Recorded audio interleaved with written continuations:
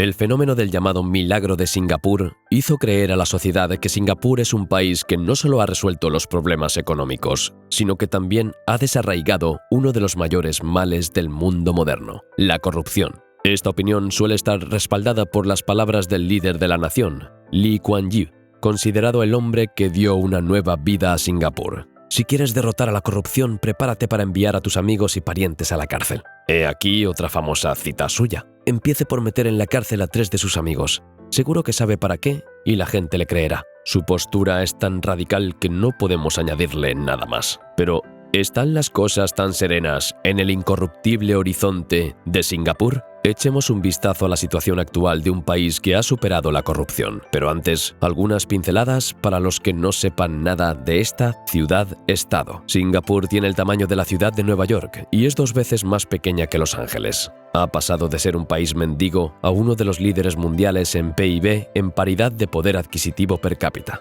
El salario medio del país es de $4.000. Un especialista principiante puede esperar ganar $3.000 al mes en la capital, mientras que el coste de, por ejemplo, los servicios médicos son inferior al de Europa y Estados Unidos. Antaño, Singapur era un grupo de islas pantanosas sin recursos. Hasta el agua dulce había que importarla del continente. Además, tenía una población multiétnica desgarrada por las luchas, vecinos agresivos, una crisis de posguerra y una criminalidad rampante. Por último, estaba la abrumadora corrupción que se había convertido en la nueva normalidad. Cuando el país era una colonia británica, la corrupción generalizada solía ser una práctica cotidiana. Al fin y al cabo, la mayoría de la población del país era china. Su mentalidad les impedía dirigirse a los funcionarios sin una dádiva. En la posguerra, la situación no hizo más que empeorar. El gran avance se produjo cuando Singapur se convirtió en 1959 en un estado autónomo dentro del Imperio Británico y su líder, Lee Kuan Yew, asumió el cargo de primer ministro. Todo empezó con la ley anticorrupción, que facultaba a la principal autoridad de Singapur, la Oficina de Investigación de Prácticas Corruptas, CPIB, para perseguir a los infractores de la ley. El nuevo gobierno se dedicó a erradicar el abuso de poder, sin tener en cuenta las relaciones personales ni las excepciones. Las investigaciones se centraron en los miembros del gabinete e incluso en los familiares del primer ministro. En 1960 se aprobó una ley, la llamada presunción de culpabilidad, que sugería como prueba de soborno el hecho de que el acusado viviera por encima de sus posibilidades o tuviera una propiedad que no pudiera adquirir con sus ingresos. Una remuneración recibida por un funcionario de cualquier persona se consideraba un soborno hasta que se demostrara lo contrario.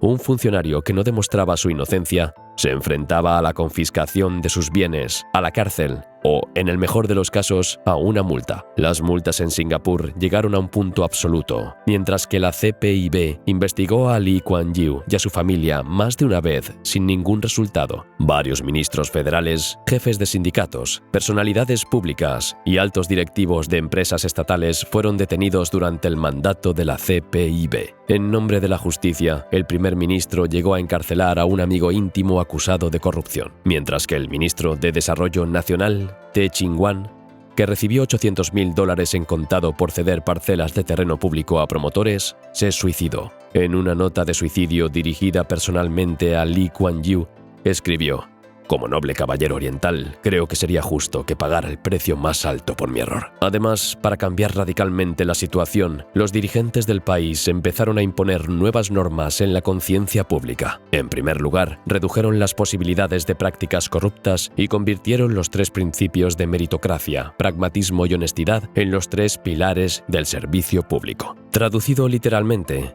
el principio de la meritocracia significa el gobierno de los meritorios y es lo contrario de la cleptocracia, el gobierno de los ladrones. Su aplicación se basa en la búsqueda de talentos en todos los estratos sociales. Si una persona es creativa y capaz, será reclutada para el servicio público y se beneficiará de su pensamiento estratégico, de su toma de decisiones y de su acción, utilizando métodos de gestión innovadores. El segundo principio es el pragmatismo como la forma más eficaz de que el país prospere y se desarrolle. El tercer principio es la alta moralidad. Se vacunó a la sociedad con la llamada honestidad. Una atmósfera especial de orden contribuyó contribuyó a reducir la corrupción y el país empezó a aplicar un estricto sistema de castigos, ya que Singapur tiene la tasa más alta de pena de muerte. Incluso hoy en día, los golpes con palos siguen siendo una forma común de castigo aprobada por la sociedad. Básicamente, si no puede vivir sin cosas como escupir en la calle, mascar chicle, fumar en la parada del autobús y beber cerveza en el autobús, será mejor que no venga a este país. Una multa enorme es lo mínimo que se le puede cobrar por tales acciones. Otro factor importante para reducir la corrupción ha sido el aumento radical de los salarios de los funcionarios. Lee Kuan Yew argumentaba que cuando las personas que ocupan cargos políticos están mal pagadas, son más vulnerables a la tentación. Cuando se revisaron los salarios de los altos funcionarios de Singapur en el 89 y el 94, se elevaron hasta tal punto que se convirtieron en los más altos del mundo. Así, los empleados de los organismos estatales han perdido su motivación para aceptar sobornos. El aumento de los ingresos de los funcionarios sigue formando parte del programa anticorrupción. Actualmente, el salario de un funcionario es 2/3 el de un empleado comparable de una empresa privada. El primer ministro de Singapur, Lee Hsien Loong, cuyos ingresos anuales ascienden a 2,18 millones de dólares, encabeza la lista de los dirigentes gubernamentales mejor pagados. En la actualidad, la Oficina de Investigación de Prácticas Corruptas de Singapur emplea a unas 200 personas. Investiga no más de 200 casos al año, haciendo todo lo posible por llevar los casos a los tribunales y probablemente ganándolos. Dados sus poderes ilimitados, la CPIB, sin necesidad de una orden judicial, puede detener a funcionarios sospechosos y realizar registros, inspeccionar cuentas bancarias y activos empresariales, citar a cualquier testigo para interrogarlo y procesar a cualquier ciudadano del país. Los empleados de la oficina valoran mucho su trabajo. Nunca se ha dado un caso en el que un empleado de la Oficina Anticorrupción de Singapur estuviera implicado en un caso de corrupción. Todos los funcionarios tienen que presentar una declaración una vez al año. Es imposible sobornar a los tribunales en Singapur. El sistema judicial es extremadamente riguroso y no tienen atenuantes para los funcionarios corruptos. Las multas por corrupción pueden alcanzar los $100.000 y en los casos más graves hay penas de cárcel de hasta 5 años. A pesar de que una persona acusada de corrupción puede ser multada con una gran suma o incluso detenida, sus bienes no serán confiscados, sino solo los activos adquiridos por medios corruptos. Hoy en día, cualquier intento de soborno en el país no solo es inútil, sino realmente peligroso. Cualquier forma de remuneración de un servicio se considera un soborno y cada parte asume su parte de responsabilidad.